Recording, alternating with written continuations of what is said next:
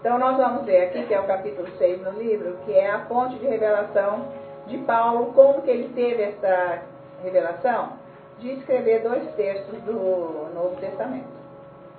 Puxa vida, ele destrinchou tudo o que Jesus explicou, pregou, e mais encaixando ainda as profecias do Antigo Testamento. Então ele entendeu, né, por causa do novo nascimento e do Espírito Santo, com a oração em línguas. Então ele diz assim: o apóstolo Paulo recebeu de Deus o plano para a fundação da igreja primitiva. Este plano inclui os dons, as funções e as operações do Espírito, que já vimos listados em 1 Coríntios capítulo 12. Ao estudar as epístolas de Paulo, fico admirado de ver a extensão de detalhes que Deus revelou para o seu Espírito, visando a estrutura fundamental completa da igreja.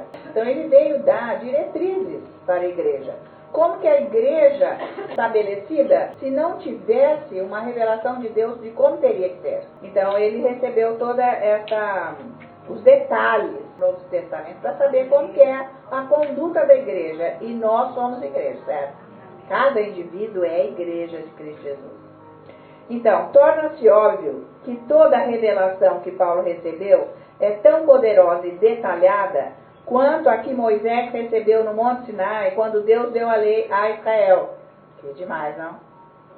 Então, a lei foi para aquele povo, para aquela época. Agora, daqui até a volta de Jesus, é toda a revelação que o Espírito Santo deu para Paulo. É nessa dimensão.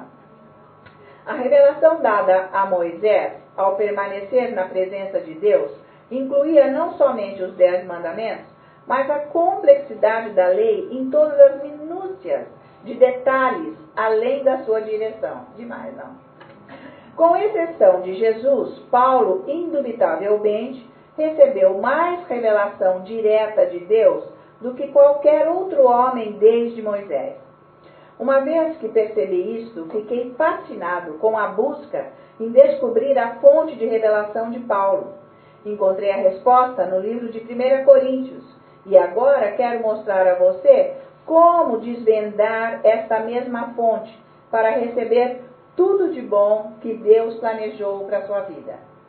Veja, Paulo não recebeu revelação simplesmente porque era um apóstolo. Ele recebeu revelação porque decidiu por si mesmo entrar em Deus o máximo que podia para receber tudo o que Deus tinha para ele. Jesus diz: porque muitos são chamados, mas poucos escolhidos. Aqueles que não somente são chamados, mas escolhidos, tomam a mesma decisão de Paulo. Tem uma doutrina errada em cima desse versículo, né? Muitos são chamados, mas nem todos são escolhidos. Quer dizer, Deus não escolhe todos. Que mentira! Ele acabou de falar aqui que não é isso. Muitos são chamados, poucos escolhidos. Por quê? Poucos querem entrar nessa condição que Paulo entrou. Você é que vai se escolher. Se Deus te chamou, você é escolhido. Então, você que vai se escolher a chegar nesse lugar, como ele diz aqui, de receber tudo que Deus tem para a sua vida. O livro inteiro de 1 Coríntios foi escrito para cristãos que se alimentam somente de leite, não de alimento sólido da palavra. Paulo classificou esse tipo de cristão como carnal. Então ele vai citar: eu, porém, irmãos, não vos pude falar como a espirituais, e sim como a carnais, como a crianças em Cristo. Leite vos dei a beber, não vos dei alimento sólido, porque ainda não podíeis suportá-lo, nem ainda agora podeis, porque ainda sois carnais. Então quem está na carne não vai entender nada que é do Espírito. Por isso tem que orar bastante em línguas para entrar no Espírito. Paulo estava dizendo que os coríntios, para os coríntios, existem muitas coisas que eu quero lhes dizer, mas não posso. Vocês são carnais. Vocês ainda não são capazes de suportar o alimento sólido da palavra. Então Paulo continuou a escrever o livro inteiro sobre o que ele rotulava como uma mente carnal. Uma mente ainda incapaz de receber, discernir e entender assuntos espirituais. É alarmante a pequena quantidade de pregadores na igreja que verdadeiramente entendem ou se alimentam do leite de 1 Coríntios. Não é espantoso que a igreja ande em tão pouco poder de Deus e que o mundo olhe para a maioria dos crentes sem encontrar respostas para as suas necessidades. Quer dizer que se os próprios pregadores não estão nem no leite da 1 Coríntios, que nem estão entendendo o que é 1 Coríntios, então, como que o mundo vai olhar para os cristãos sem receber dos cristãos o que eles esperam que deveria ser? Então, em 1 Coríntios 3:3, Paulo afirmou o que constitui a carnalidade. Então, o que é esse negócio de carne? Porquanto, havendo entre vós, quem anda na carne, ciúmes e contendas, não é assim que sois carnais e andais segundo o homem? Em outras palavras, Paulo estava dizendo, será que não estão andando como meros homens naturais, em vez de andarem como aqueles que receberam o poder de Deus em uma nova natureza? Era para andar guiados por essa nova natureza e não desse jeito. Não é necessário ser um cristão muito espiritual para entender que se contendas, ciúmes e divisões existem entre um grupo de pessoas, elas andam como homens carnais. Quem não acusaria alguém que andasse no ciúme e contenda de ser carnal? Certa vez Deus me disse, não ofenda as pessoas e nem as destrua sob quaisquer circunstâncias. É interessante que para o nosso Pai Celestial, o que as pessoas nos fazem parece ser irrelevante. Ele simplesmente diz, não as ofenda. Quanto mais eu tento conhecer a Deus, mais eu descubro que Ele quer que o seu amor, descrito em 1 Coríntios 13, seja cumprido em mim. Isto inclui não me ressentir do mal e não levar em conta um mal feito para mim. Eu também estou descobrindo que quanto mais eu entro no âmbito de 1 Coríntios 13, mais paz, confiança e segurança em meu Pai eu experimento. Então, quanto mais você ora em línguas, lê palavras, você vai entrando nesse lugar do amor ágape. Se nós estivermos cheios de ciúme e contenda, a palavra nos rotula como carnais. Mas se nós começarmos a andar no grau máximo de amor e a dizer, eu não ofenderei outra pessoa, o mundo nos taxa de excêntricos. É por isso que nós devemos somente querer agradar a Jesus. O mundo não nos apoiará no dia dos ajustes de contas. Nós estaremos sozinhos diante de Jesus, responsáveis pelas nossas próprias ações. Então Paulo rotulou o ciúme e a contenda como carnalidade. Eu consigo entender isso. Quanto mais gentis formos com as pessoas, mais deixaremos Deus amá-las através de nós, e mais a sua presença se torna verdadeira em nós. Entretanto, veja algo mais que Paulo rotulou como carnal em 1 Coríntios. Ele diz que somos carnais se seguirmos a homens. Quando, pois, alguém diz, eu sou de Paulo, e outro, eu de Apolo, não é evidente que andais segundo os homens? Quem é Apolo? E quem é Paulo? Servos, por meio de quem crestes, e isto conforme o Senhor concedeu a cada um. Em outras palavras, Paulo está dizendo, Deus nos deu nosso ministério, e por causa deste ministério, você acreditou na salvação. Mas ele deu a cada um ministério. Então, no versículo 6, Paulo continua dizendo, eu plantei, você recebeu a salvação através de meu ministério. Apolo regou, ele veio para instruir você, mas o crescimento veio de Deus. Paulo estava tentando desviar a atenção da igreja de Corinto do ministério de homens e focalizar o ministério do Espírito Santo dentro deles. O único ministério que podia verdadeiramente transformar suas vidas e levá-las a andar nos princípios bíblicos, os quais estavam recebendo de seus mestres. Perceba a terminologia que Paulo usou quando diz, eu plantei. Ele estava falando do seu apostolado, seu próprio dom recebido de Deus. Ele foi o precursor do fundamento original para os coríntios. Então Paulo estava dizendo, eu vim para você nascer de novo. Eu plantei você no reino de Deus. Mais tarde enviei Apolo, e ele regou sua vida, lhe ensinando sobre fé e sua herança em Deus. Mas quem somos nós, senão homens dos quais você ouviu o Evangelho? Eu não posso curar você. Eu só tenho o meu dom de Deus.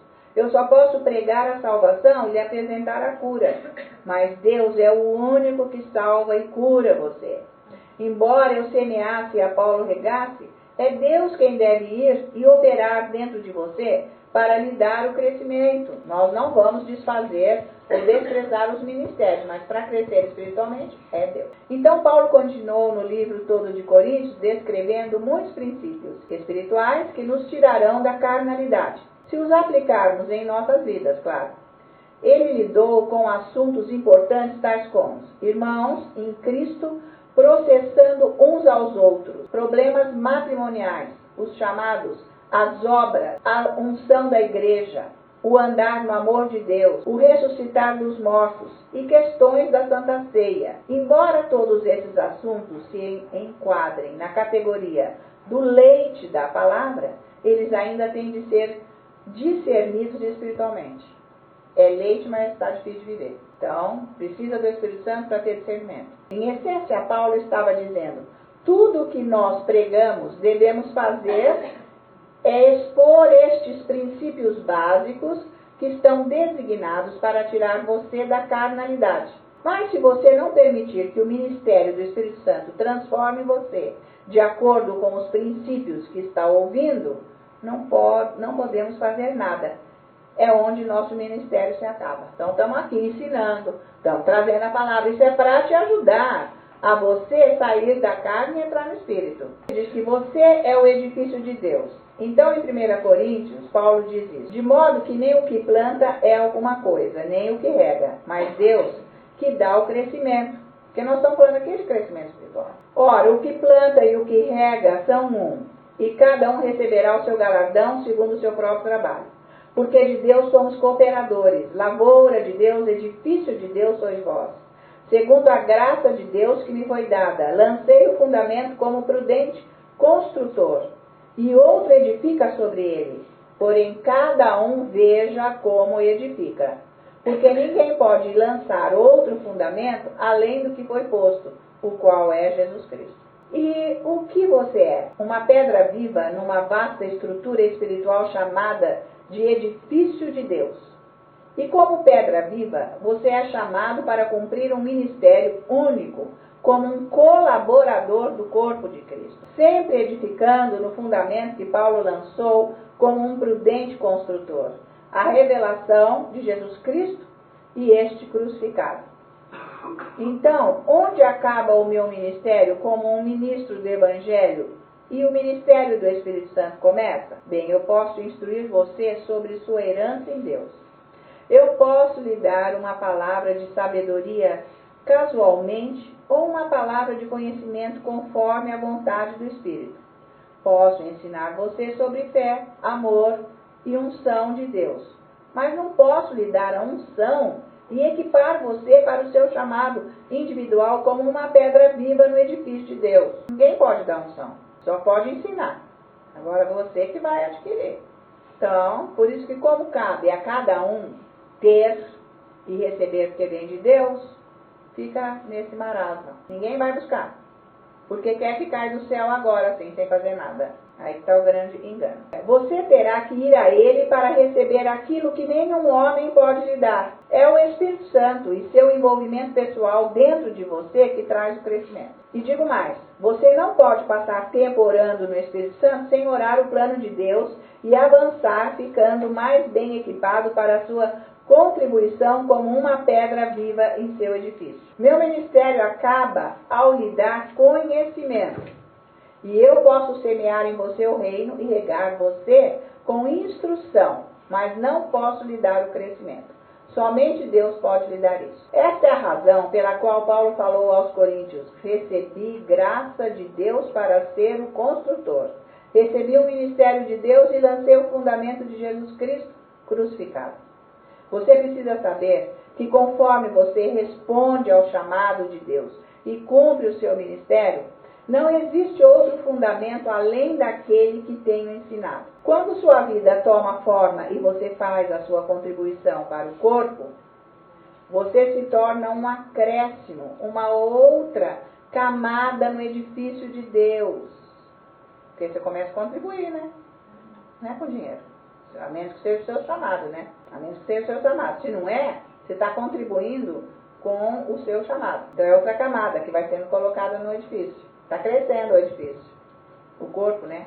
Mas é melhor você estar atento na maneira como construirá sobre o fundamento que eu já lhe preguei. Porque cumprir seu ministério de uma maneira que somente produz madeira, feno e palha, por quê?